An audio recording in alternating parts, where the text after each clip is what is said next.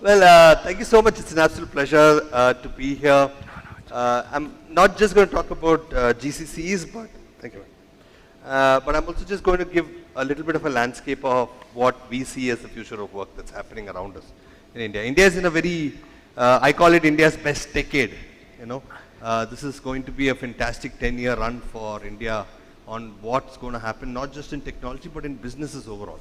But fundamentally, I think what I see every day at the work that I do is around talent and what talent does. And let me just give you a glimpse of why that's important to me and important to what I do.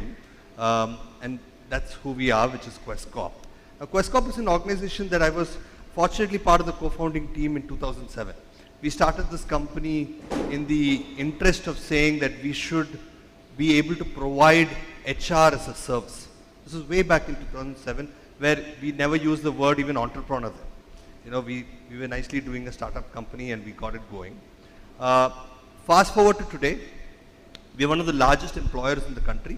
We house around 600,000 people.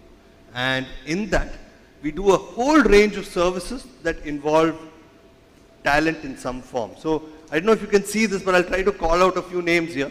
So today, like Chandan very kindly said, you walk into a GCC office of any large conglomerate that set up their tech center here. You will see our technology contractors working for them, developing their next gen software. You walk into some of the leading retail brands in the country, whether it's a Samsung phone shop or whether it's a Bata shop, or you walk into some theaters in the country, you take a credit card from most banks, you take a loan from most banks. The guy who comes to your house and the guy who walks in to takes your form filled is most likely an employee of Quest. You may not know it, but when you look closely into the ID card, you'll find out that he's an employee of Quest. Right? So the impact that we do today in driving talent, you walk into any large company and you see a security guard that checks you, most likely an employee of Quest. You walk into many of the largest airports in India. The guy and the girl or the lady who is taking care of the housekeeping and the janitorial service there, most likely an employee of Quest. So the spread that we do today, the 600,000 people we do today, goes from managing technology to managing retail. Most of the telecom towers that you see around in the country service there. You walk into many of the largest airports in India. The guy and the girl or the lady who is taking care of the housekeeping and the janitorial service there, most likely an employee of Quest. So the spread that we do today, the 600,000 people we do today, goes from managing technology to managing retail. Most of the telecom towers that you see around in the country today are operated and maintained by an employee of Quest as such. So that is the length and breadth of what we do, and which is why talent for us is extremely, extremely close to our heart as such. And so what I'll be spending time in the next 5 minutes or 6 minutes is to give you our glimpse of what we believe is the future of work. Right.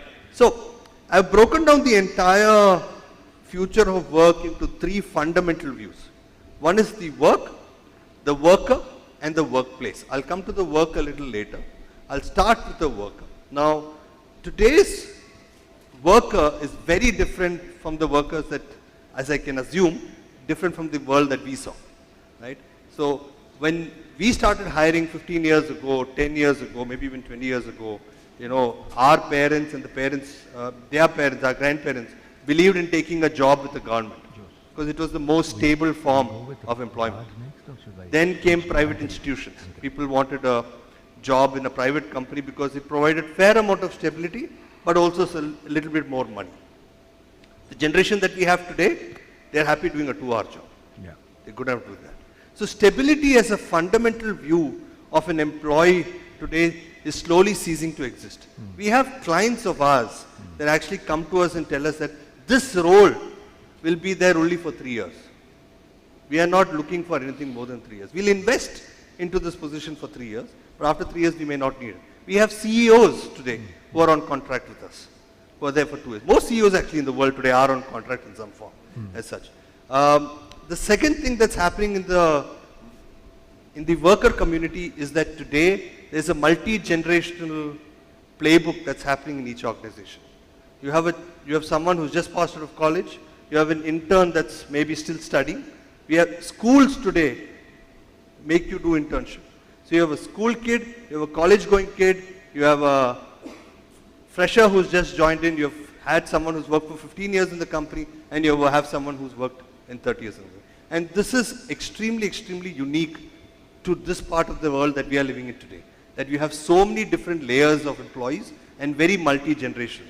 Now most people, make a mistake of trying to say, no, we should know how to manage younger talent and this new generation. That's good. It's important to know how to manage the newer talent, but it's also important to teach the younger talent how to manage the older talent. Right? Because today asking someone to come to work 5 days a week, do you think it's a reality today? If you were to force someone and say come 5 days a week. But 10 years back, it was a reality. Right? Employees are digitally native. I think I'll cover this a little later in the slide. There's something which I picked up in a recent article that I was reading. Employees are extremely hyper aware. The workers are hyper aware. They are today not just ChatGPT, but there is enough information that someone could work on. Then comes to the workplace. Everyone knows today the workplace is hybrid. I think the conceptual format of being hybrid is evolving as we progress. Today, you have people working 3 days at work, 2 days at home. We have people working in Goa. We have people working in Bali for a company in India. So today, it's become borderless, it's become hybrid, and it is focused on experience driven, which is why if you look at most organizations today, the whole rise of WeWork as a concept or co-working as a concept was not new. It always existed. There was always companies like Regus and all of those firms that did that. But it became more important in the view of today's work life, largely because of the fact that workplace became an experience place to go learn, to go mingle with people, to understand how workplace operates, how you learn from leaders, to have mentors, to have coaches. So workplace became extremely experience driven. So when we go back to our offices, if you see a brick and mortar office anymore, you'll most likely not have a very happy set of people. You need experience in the workplace.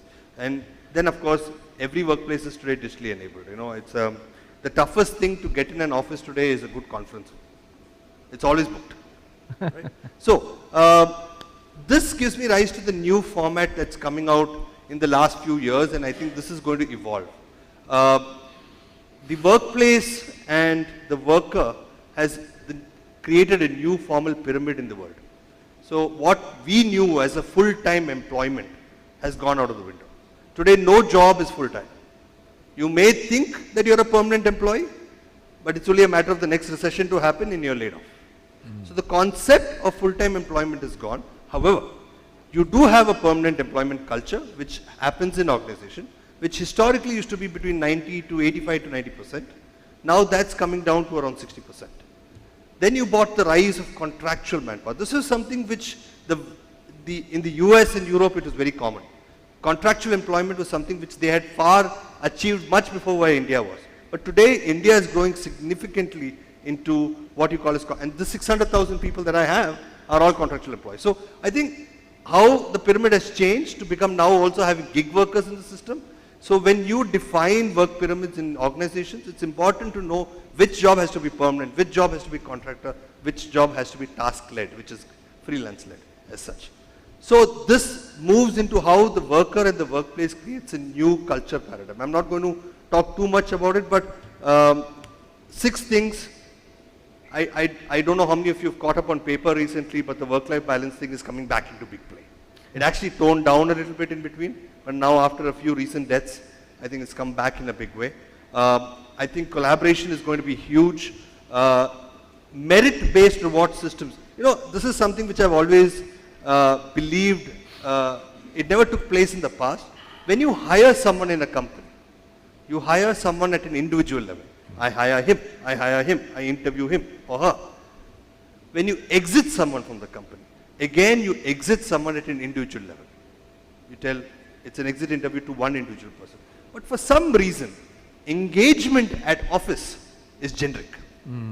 It's a level-based employee. Okay, level 1 gets this benefits. Level 2 gets these benefits. And it becomes generic. That's changing. Today, incentives and benefits are becoming more aligned to the individual. Your learning journey is very different from your learning journey. Your career journey is going to be very different from the next person. So now benefits have also become very unique to the individual as such.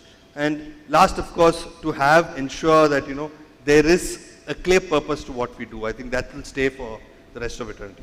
Now, this is a little busy slide. I talked about the work. I'm just going to call out the ones which are in green. You can read through the rest, but I think these 4 things which I believe are extremely important.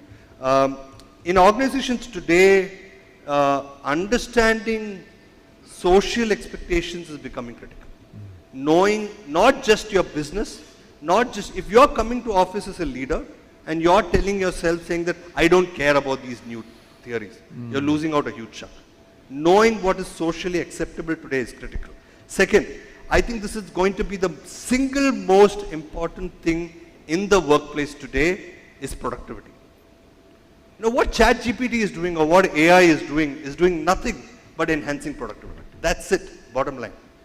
There was a very interesting book called The Creative Art of Creative Destruction, The Art of Creative Destruction, where it talks about how in the future both robotic productivity and human productivity will constantly be monitored. It may not be compared, but it will be constantly monitored. Can your software develop in 2 hours lesser? Can your worker do more in 2 hours? Productivity will be the key thing. If you do not align productivity as a fundamental metric, then as an organization you will tend to lose it. Last but not the least, I think entrepreneurship and intrapreneurship. See, fundamentally when Chandan talked about GCCs, GCCs is nothing but an entrepreneurial activity that's happening in an organization. Saying that I will move my tech workforce to a country and develop products and services there. It's an intrapreneurship activity. Not an entrepreneurship activity, it's intrapreneurship. Same is to have employees drive entrepreneurship, drive more. So I think these are quite common in today's parlance, but according to me in the landscape, a lot is going to change. But these 4 I think really stand out to be an effective leader. This is one of my favorite slides. I picked it up off LinkedIn. The new role of a leader as such, you've got one set of leaders that want to be more agile in their career development. You want them to be individual contributors and do fantastic work. You want them to be team leaders and do fantastic work. I talked about earlier about being digitally native. The concept of knowing is gone. If someone comes and tells us that I know how to do this, it's not impressive anymore. Because Google is there. Anyone. I could create a bomb if I want to. Right? It's Google is there. But learning is going to be the key activity. And I think that's going to change the paradigm of a leader, of how he or she is able to learn effectively than just knowing. Culture, of course, is important. DEI is, of course, important. I'm sure these are topics that all of you are well aware of. Burnout systems are unique. I think if I may say, I think the tipping point of every individual today has come down by a 5-10%. It was not as resistant and resilient before, but there is a lot of support and help, a lot more than it was there before. So I think in a lot of ways, understanding what is the tipping point for an individual today becomes a critical path for a leader. Wealth planning. Today a 20-year-old is now got ESOPs. It didn't exist in a generation before. How do you plan wealth? How do you plan legacy? I think these are conversations that are happening in a leader's mind today. Humility, I think, given, like I said, creating purpose, a leader without humility is no leader at all. And of course, today, one of the most important things, at least with regard to the more developed countries, and India is definitely getting there, is to be an active caregiver at home. There's a lot of support that's required at home, and I think this is a billion-dollar industry on its own. So, last slide. Business strategy, extremely important for you to focus on as you develop the future of work strategy for your companies. Know your talent. You don't always have to hire full-time talent. You can hire contractual, you can hire gig, you can hire task-based. Know what exactly you want to achieve from the talent. Keep learning, drive innovation. Innovation is not about disrupting. Innovation is just about being more efficient. That's about it. And work environment, know what your employees want and create that experience for their employee. It is individual, it is not generic as such. So I think in some sense, my favorite hero is Dilbert. It's a person that I've always looked upon to. And I think he's always more relevant than anyone else in work life as such, right? And so that's my last slide. stay humble. For everything else, there is Chennai. Thank you. Wow.